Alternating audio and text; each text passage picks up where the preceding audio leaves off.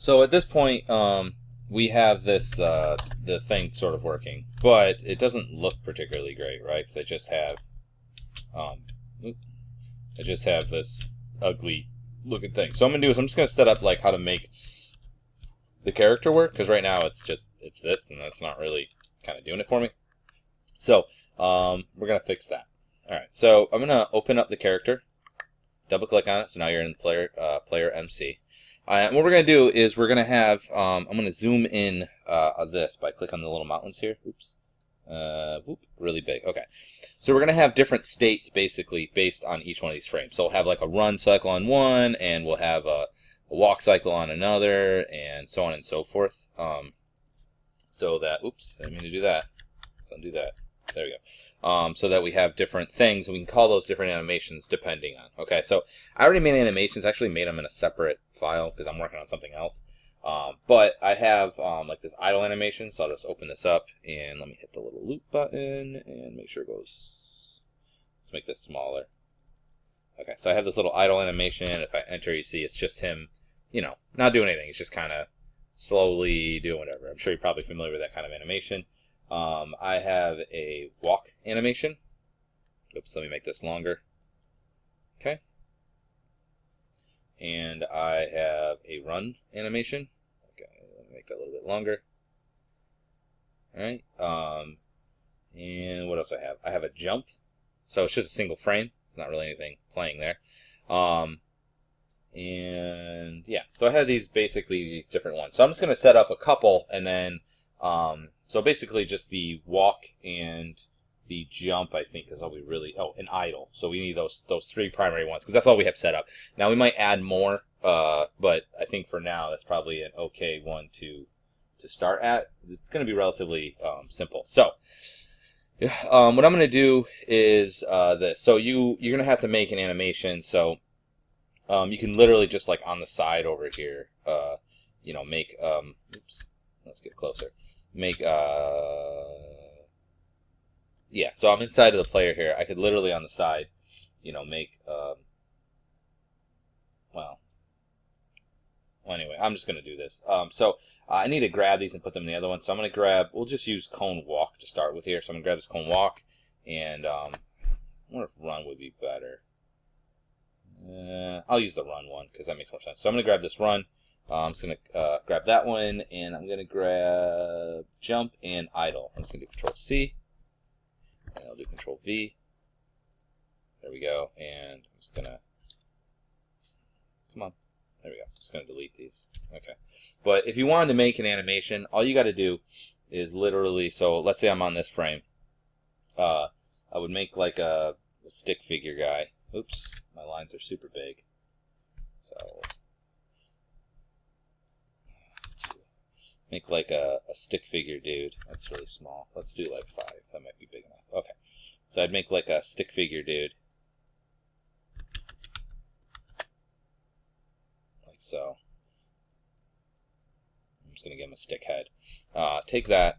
I would convert that to a symbol. Let's call this stick idle. Okay. See? So I'd have the stick figure dude. And then inside of there, I would just make my animation. So let's say I was going to have him animated. So I would just do another frame. F6. I have a tutorial on my site or whatever you can watch. But, I would animate him moving. So you can see there's one frame. Do F6. And then,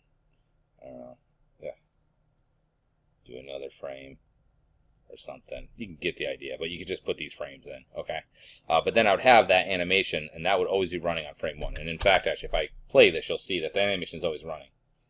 And then we would just put that on one, and then we'd make another animation. We'd do another one, and then we'd get rid of this one. I'm just going to get rid of it altogether. I don't really want it. So I have this this guy here. I don't really want that. I'm going to make this bigger so I can see bigger. So I'm going to just get rid of this drawing. So I'm just going to delete it, and I'm going to put my animations in there. So I'm going to go ahead and put the cone idle in there. All right, and we'll go like this, and you can see he's too big. So I'm just going to hit Q. I'm just going to make him smaller. Let's say like that big. I think that was the right size. I don't remember. What size are you actually?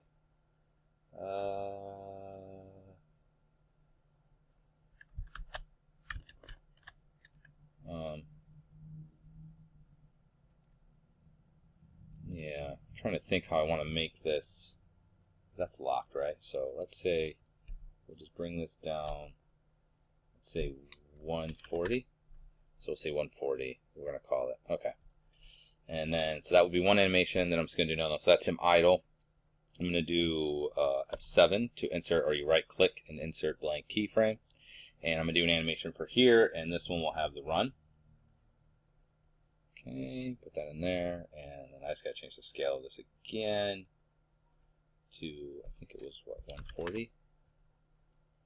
I think roughly is what I had. So let me just, let's get, you might have to just look back and forth. Okay, so that one's the run, and then I'll have another one. So right click, insert blank keyframe, and I'm just going to put my jump one in there too.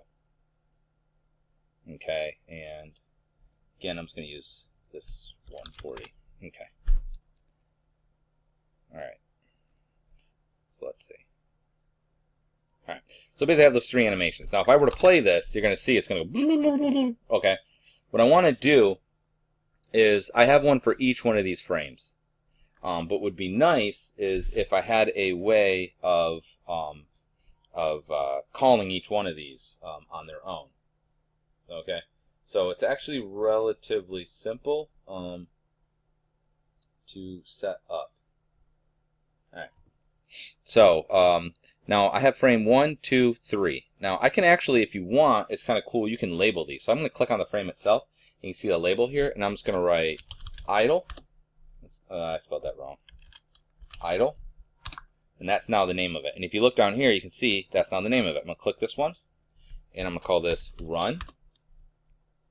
I'm going to click on this one, and I'm going to call this jump. Okay. Now, the reason you don't have to do that at all, because what I'm going to do is I'm going to tell the code to go to these different frames, and depending on, I could tell it go to frame 1, go to frame 2, go to frame 3, but now I can actually use these labels instead. But it'll work exactly the same regardless. You don't have to label them. So what we're going to do is I got to back this thing up. So go to actions here. And we're just going to set up a section for the animation. I'm just going to do it after everything else. And I'm even going to label it. Go, you know, animations applied, we'll say. Okay, so that's just a comment. Doesn't actually do anything. So, yeah. All right. We're going to go ahead and we are going to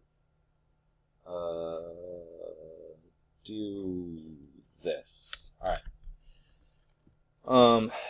Okay.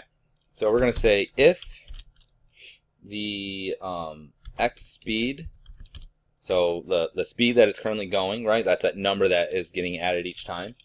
If it is greater than 1, right? So it means basically it's moving, and if it's greater than 1, that means it's moving to the right. Okay. You are going to go ahead and you're going to do player dot scale. Let me see. Well, we'll fix that in a second. We're going to go ahead and we're going to do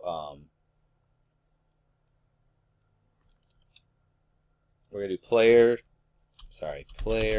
dot go to and stop. And now here, so this is if he's going more. So you can remember my second frame was the 1. So I would do 2 like that. Or because I labeled it, I could just write run like this. Okay. So it would be 2 or run. Either one will work because this is the label of the frame. All right. And we're going to set this again. We're going to do if x speed is less than, if it's less than, oops, space -1, so meaning it's going in the other direction. All right, and actually this should be else if. So first it's going to test to see if it's greater than 1, and if it is, it's going to go ahead and do this. If it tests and it's less than 1, so else if, it's going to do player dot, it's actually the same thing. You're going to see this a little bit different. There's a reason for it. Control C, Control V. Okay, run, else, if neither of those are true, I'm going to have it do player dot go to and stop, and I'm going to have it go to and stop on idle.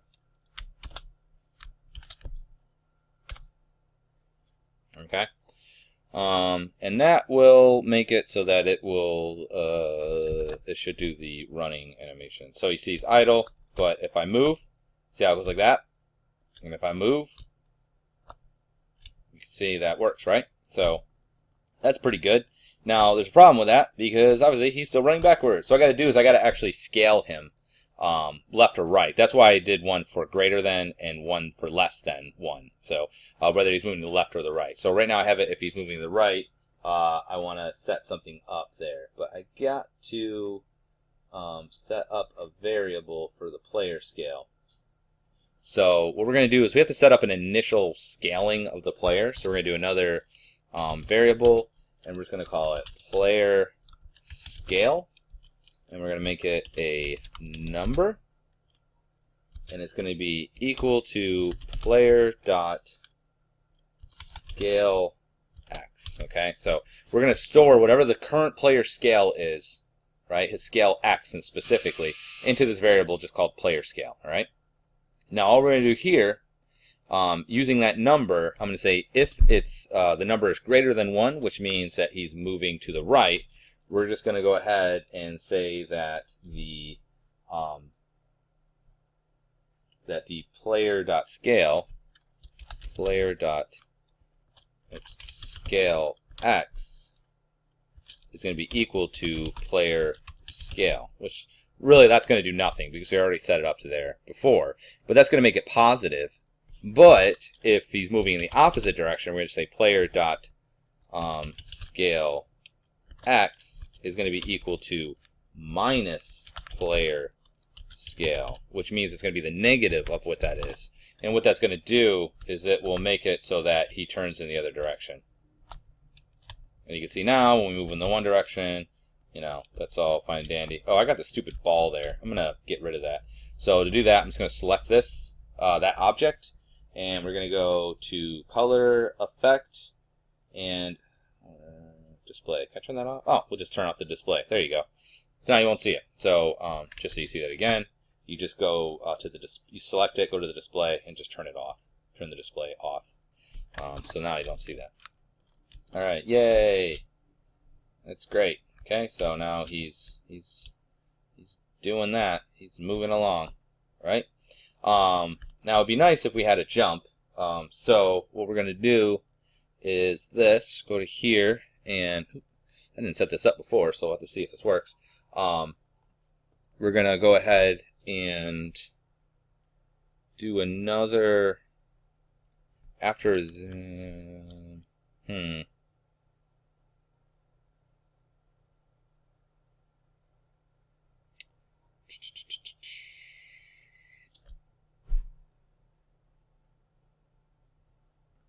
Okay, so what we want to do is we want to test if the player is doing that and the ground check hit. So basically, if he is moving that direction and he's on the ground, play that animation. So I'm going to do it here too.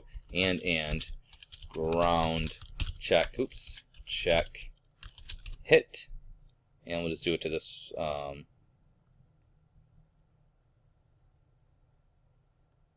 and then we'll do, this one will be else if, else if, we'll just say ground check hit.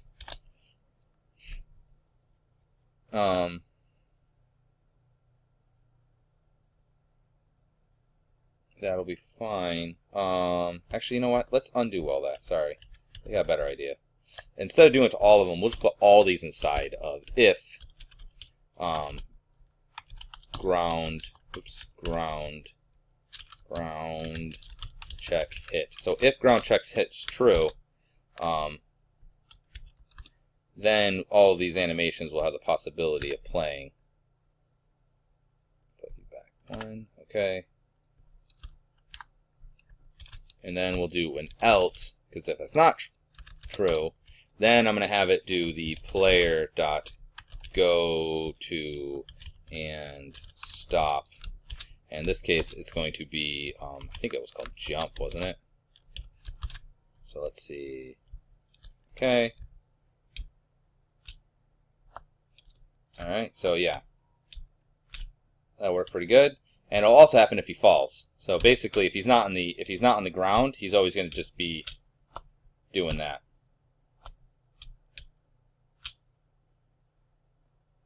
And that's the basic idea of the thing. Okay, so yay, that's the thing. Looks like that's pretty fun.